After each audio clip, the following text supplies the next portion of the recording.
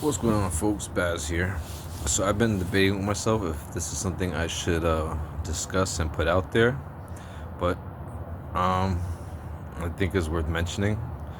Uh, this isn't a political discussion. This isn't one of them ideologues or nothing like that. This is more of putting certain people on notice. So I work for this warehouse. It's a shipping warehouse. I'm not gonna give a name, but they distribute to a couple main stores: Marshalls, TJ Maxx. What's the other one? There's another one that does. I think it's Burlington Co Factory. There's another one that's in that line, but TJ Maxx and Marshalls are like their biggest buyer, right? Well, at least our side of the warehouse is the majority of the products are going to Marshalls and TJ Maxx. Um, Now, what's done is you load trucks. Trucks come in filled with product, and then that gets unloaded, sorted out to go to different destinations, and then you have the loading team, which loads them back up into different trucks, which are going to different locations: Philly, Tucson, all over the place, right? So, and for the most part, okay, so uh, there's no training. There's no training. There's no like safety checks or things to let people know like the right way to work on a job, or how to be safe while you're working. And keep in mind, this is a heavy lifting job, right? This is moving boxes, and some of the boxes are light, but some of the boxes are heavy. Some of them are rugs. Some of them are really big, heavy rugs. Um, and there's no training for it. There's no uh like when I worked for Walmart, we had excuse me, what we called CBLs, computer based learning programs. And what those do is they more or less cover Walmart's legal ass, so that if you do something on the job you can't that you weren't supposed to do, you can't say that you weren't told to do it, because chances are it was in your CBO and they told you in the CBO. And at the end of the CBO, you have to take a test that proves that you learned it all. So it's not just you read it and then sign your name. You have to prove that you comprehend what was told to you. Um, for people who don't read English, and if they don't have a translation for you, and you somehow still pass the test, well, you're still going to be held to that standard going forward. So, like, if you make an accident, Walmart's not going to take that cut. You're going to be the one taking that cut for them. But this warehouse, doesn't have any of that. So when the floor is wet and slippery, they don't know that you probably shouldn't be driving your forklifts around, um, or that probably shouldn't be, scooting on a jack like it's a scooter. Um, they don't know proper lifting techniques. They don't know that when the trailer is dusty, you should probably dribble some water on it and sweep it back out. When I worked in construction, I worked with my pops when I was a teenager, but all I did was clean up. And one thing that was made known real quick is don't just sweep the dust up. You have to put water on it. Otherwise, a lot of this dust has chemicals in it, and it's gonna mess up your lungs. You don't want to inhale that shit because it'll really mess your lungs up. And a lot of the trucks, they won't sweep them out. They'll just be dusty. So unless you as a loader are sweeping it out, it's just gonna be filled with dust and debris and splinters and all that shit. And when you put boxes down, it's all gonna kick up into your face, right? So there's that.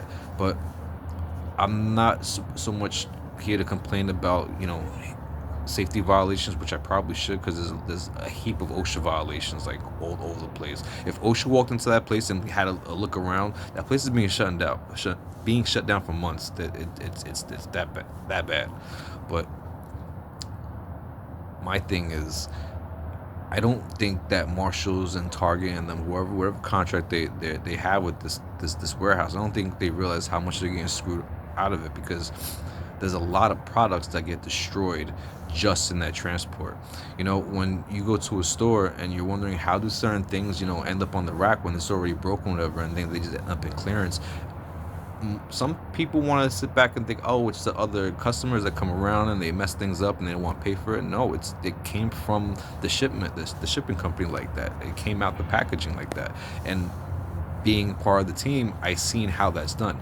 I wasn't a bad worker. I'm a hustler, but there's people who they don't. So the American standard of getting things done is taught to the American people that work there. I'm not trying to be funny, but to the American people that work there, where you're black, white, Spanish, whatever, if you're used to the American standard, you know how certain things are supposed to be packaged, and how you're supposed to take care of certain things, right? But when you're not American and you're not taught the American standard, you're not used to these things just go over your head. So it doesn't mean to people to just be flying down the warehouse in a forklift while you have a pallet that's 12 feet tall, and they don't realize that when you turn going 25 miles per hour, that shit's gonna just tip over, and there'll be a lot of things that get destroyed. Now, oftentimes the manager there, James Richardson, will be like, "It's okay, they got insurance on it, don't worry about it." I've seen, and it's crazy because you consider it'd be like a pallet of balsamic vinegar. Each of them things is like $8 a bottle, $12 a bottle, and if there's 100 of them on the thing, that's $1,200. It's $1,800. You know what I mean? You do the math. It's usually more than 100 on a pallet. Just saying. So when those things crack and those things fall, that's thousands of dollars that just got wasted. Sure, insurance gonna cover it, but if people just handle it properly, you won't have to worry about it. So, and that'd be one thing. You have the balsamic vinegar. You'll have pallets of colognes, pallets of food, pallets of cat stuff, pallets of dog stuff, and they just get destroyed. You get clothes that get trampled. They'll some of the boxes, sometimes they have two different types of forklifts. You have the forklift that goes under and lifts, and you have a clamp that squeezes and then lifts. And sometimes when they use the clamp, they'll drag they're pushing the pallet into the truck to load it, but the bottom box is not on a pallet. It's been lifted off the pallet and brought in, and that bottom box is often dragging across the floor. Now, people who it took me working in a place like this to see, like, and I mean, I guess common sense would teach you some things, but if you're never in that space, or if you don't really consider it, you're not going to consider it. You know what I mean? You're not going to think of these things. So, for instance, the trucks, the floor of the trucks, they're mostly for the most part, they're wooden. They're the wooden floors, and they're cracked up, and there's splinters, and there's nails that kind of jut out of them. So when you're dragging those boxes across them, they're being torn up by those nails. They're being torn up by those splinters and that jagged wood flooring. And so cloths, blankets, towels, clothes, anything that's in those boxes on the bottom, they're getting destroyed. You have what's called a park and throw. Park and throw is you park pallets, then you break down some pallets and just throw them in the back. Now, I like to stack shit in the back. Me and this one guy I used to work with, this Tyrone, that's exactly what we did. We stack things in the back because you could really fit a lot into an area if you just stack things neatly. But they like to they want time and efficiency, so they be throwing shit instead of the stacking. I didn't throw the shit. Actually, the guy I worked with before Tyrone, he was throwing shit, and I ended up walking away from him because he kept doing that. I'm like, and it was really difficult because he didn't speak English to begin with. So trying to convey this to him, like, you can't do this. Even though they're okay with this, even though your managers and all that, your supervisor, Mr. Richardson, is okay with all that, I don't like that. My work is my integrity, and I feel weird if I'm just throwing something and I hear the shh. You know what I mean? It makes me cringe, like, because I'm the American shopper that knows, like, I get it. Some people don't. So there's a couple of times we butted heads until I ended up saying, you know what, I don't want to work with you no more. And I asked my supervisor, put me with someone else. And it just so happened because I'm not trying to brag or nothing, but I was the fastest one on my side for that shift. My supervisor he wasn't gonna give me shit about it. Okay, let's get you someone else, and that's when I ended up working with Tyrone, who is a phenomenal worker. That man hustles, just he keeps up pace. That man's good, and he's used to the American standard. So when it came to busting out boxes, he figured it out too. We work magic in those trucks. Now, why I think this is important is we have companies like Marshalls and TJ Maxx where they have these contracts. And I get it, your insurance is covering all this shit, but if you're paying insurance for a company that doesn't even give a shit about you and your product, what's going on? And I can't say that it's all the gentlemen that are doing that, it's all the supervisors that are doing it, because I never worked the first or second shift to say what those shift managers were doing. I can say what my manager James Richardson was doing, and he was letting all that slide. That man let quite a bit of things slide. There's things that got stone on the floor that he let go overhead. There was times when he pulled us all into a meeting to yell at us all because apparently he smelled weed when it turned out to be his son, who was also a forklift driver, who was going out for lunch smoking weed and coming back in. There's a lot of crooked things. He liked to cuss at people and all that. And this is not just to get back at him or nothing, but like it really, I don't know. When you see thousands of dollars just, and the same people who are destroying it are still doing it. They're still working the forklift. They're still driving it, still mashing up more things. And they're like, it's all right, whatever. When I worked at Walmart, that wouldn't have happened. I may not have liked my store manager there, but that would not have happened. I mean, I can't say I dislike him. Me and him we never really butted heads to have a dislike, but you messing up, you damaging $1,000s worth of product on our store, on our floor. Nah, you can't work here no more, man. You're costing us money. You know what I mean? One of the gentlemen, I assumed that he was drunk. Me and my partner assumed the man was drunk because his eyes were glazed over. They looked reddish, and he was just kind of look wobbly. I assumed he was drunk, which to me, you're drunk driving a forklift. This is really bad. This is really, really bad. Turns out he was just tired because apparently he works 2 or 3 different jobs, which is still no excuse. If you're exhausted, you probably again should not be on a forklift. It's no different from driving drunk at that point. I mean, we have truck drivers that go across country. They can only be on the road but for so long before they gotta get off the road, because you can't be on the road you can't be behind the wheel if you're exhausted. Same thing with Uber, Lyft, and taxi drivers. You can't be on the road for so long. There's been incidents where my partner was blocked into a trailer because these guys they just did not give a shit. I went to the bathroom, I came back, and the whole entrance to the trailer was blocked in. I had to dig through like 3 or 4 like waves of boxes just to get to the entrance to the trailer, to then undo that so this way he could just get out in case of a fire, and I was trying to get them to clear this out real quick, and the same guys that dropped the boxes just and just drove off with their forklift. And I'm trying to get a supervisor to help out. I could have taken a picture, taken a video and all that. I wasn't thinking that at the time. I wasn't thinking make this scandalous, let's go viral with this. I was thinking my partner's behind that shit and I need to get him out of there. So that's why, because he didn't even know. The man was just in the back. He was listening to his music. He was putting the wall up. He turned around when he heard my name. He was like, oh shit, what the fuck happened? These guys happened. But this is the type of work environment that place is. And if it's one warehouse that's like that, there's probably others that are like that. Yeah, you trust your product with them. You trust thousands of dollars. And when I say thousands, I truly do mean thousands, because it'd be thousands of dollars on one pallet. Just one pallet be thousands of dollars.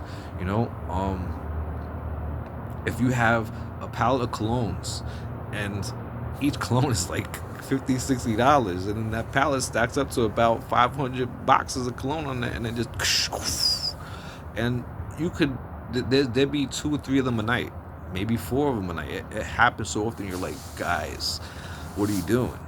And so those are the ones that I dropped. And then you have the ones that I scraped on the bottom. Then you have the ones and the ones that are scraped on the bottom, it's not just boxes of clothes, but it could be boxes of food. It could be the rugs, and the rugs are not cheap either. The rugs go anywhere from like the little thin, like $60, $70 ones, to the really, really, really, really big ones that are like $800. Where you're like, who the fuck is buying this? This is crazy. Me and with the big ones, we had this one guy. This guy is a dickhead. Oh my god, he has the swag of a soccer mom. That's why I called him Soccer Mom, and that's been his nickname in the store. He probably don't, in the store, in the warehouse, he probably don't realize it, because when they say Soccer Mom in that warehouse, that they talk about him, because that he just, if you see him, you would like, Yeah, I get it. Um, and he's this big, oompa, chunky dude, and he said me and my teammate, me and my partner, we were chucking these rugs into the cart, and I'm not gonna lie, them rugs is exhausting. Them big old rugs, they exhausting. I still knock them out, but the really really big ones, they're not firm, and so you can't really lift them up and carry them on your shoulder how you want to. They're kind of floppy and bend around, and it makes it even more awkward to drag them in. And as me and my partner are doing them, he's like, "You could do this." I had to carry one of these up 16 flights of stairs. And I'm thinking, no, your ass didn't carry it. You didn't even walk up 16 flights of stairs by yourself, let alone with a fucking rug. Stop playing. And even if that doesn't even make any sense. Any place that would even be going up that high, chances are they have a service elevator specifically for shit like that, for furniture, for rugs, for rugs that long. They ain't gonna have you drag that shit up a. That don't make sense. That's stupid. Anyways, this is the team that we have. This is the team. Um, but yeah, I figured places like TJ Maxx and Marshalls would want to know, why they get products, and I from each truck that they pack out, I'd say at least 10% are damaged products. Not even always because of the person packing it out, but oftentimes the guy that's bringing that shit in. And that's the stuff that makes it onto the truck. If you lost a lot of products, that's why. It be shit like that. Small accidents. I don't. An accident is like, oops, I didn't mean to do that, but I will learn from my mistake and never do it again. Right? It's sort of like sorry. If you say sorry to someone, sorry don't mean nothing if you then turn around and do the same thing that you sorry for in the first place. Whereas with this, is like, well, if it's an accident, you should probably learn from it. If you're destroying at least 3 to 4 pallets a day and you're just one guy, you haven't learned from your accident, and it doesn't even dawn on the manager to maybe not have these guys working the forklift. There was another guy who I think they got rid of him, who he was coming in drunk every day, and I mean blitzed every day. And every day he would talk about blowing this whole place up. That was his threat every single day. So often to the point that they made it a joke. They just kept making a joke out of it. Me being post 9/11 child, I don't see a joke in I'm gonna blow something up. That doesn't sound like a joke to me. But whatever. The man would come in blitzed every day and just hop right on that forklift, and yeah. And he was just one guy. Your products are being destroyed because they're being mismanaged badly, terribly. They are really. This is not just a whistleblow. This is shining the fucking spotlight, because you could go on there on any given day and see it happen for yourself. You know what I mean? There is no. They're going wait for you to come around and put on a good show. No. These guys don't even know to put on a good show. The people that work there, they don't be thinking like that at all. They just gonna get this shit done. They don't give a fuck who you are. So one of your people, one of your representatives from TJ Maxx or Burlington Coat Factory, you could go in there to just have a look around, see how they're managing your products, and you will see you will see people sweeping shit up. You will see the torn up rugs that cost $800 and shit. Like, I don't know. That is shrink that is being forced upon you. For you retail people, y'all know what shrink is. And there's shrink that happens in your store. Whether it's stuff that was sent back because it was they didn't want anymore, or if it's defective, if it's something that was stolen, if it's something that was damaged, anything that is shrink that's from your store, that's one thing. But when you have shrink that you didn't even have hands in, you just lost product because they just didn't give a shit to take care of your product properly. I don't know, man. Maybe I'm not looking at it the right way. Maybe because I'm not a business owner, maybe I'm missing other logistics of it. The whole they got insurance, it'll be fine thing. Maybe I'm wrong, and I probably am. But I thought it was worth pointing out. Yeah. So that's it for today. I'll probably check in the next couple of days or so. Got a bit of workout to do, so I'm trying to.